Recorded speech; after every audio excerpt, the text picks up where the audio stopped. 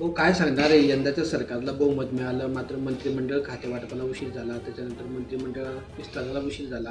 आता अद्यापही महिना उलटण्यात आला खातेवाटप जाहीर होऊन, पण पालकमंत्री डिक्लेअर झालेले नाही. निवडणुकांचे निकाल लागून जवळपास आता 3 आठवडे होऊन गेले, 1 महिना होत आला जवळपास. आणि एवढ्या कालखंडामध्ये स्पष्ट बहुमत मिळूनसुद्धा मुख्यमंत्री उपमुख्यमंत्री झाले. नंतर खूप दिवसानंतर मंत्रिमंडळ आलं, मंत्रिमंडळाचा विस्तार झाला.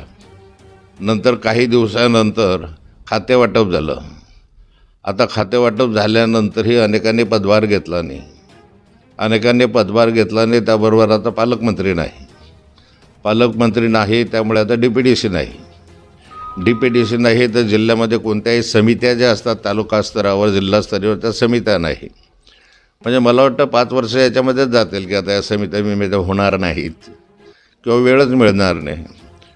एवढं बहुमत जनतेनं दिल्यानंतरही सरकारमध्ये आपसामध्ये समन्वय नसल्यामुळे आणि एकमेकांविषयी विश्वासार्हता नसल्यामुळे हे सगळे प्रकार घडत आहे. पालकमंत्री जरी दिले तरी ते पदभार घेतील याची शक्यता नाही, कारण मनाप्रमाणे पालकमंत्रीपद पाहिजे. आणि यामध्ये जनता पाहते आहे. जनतेला वाटलं होतं की काहीतरी यांच्याकडनं काम होईल, लाडक्या बहिणींना काही मदत होईल, पण ह्याच्या संदर्भात पाहतो तर निर्णय वेगळे यायला लागलेले आहे.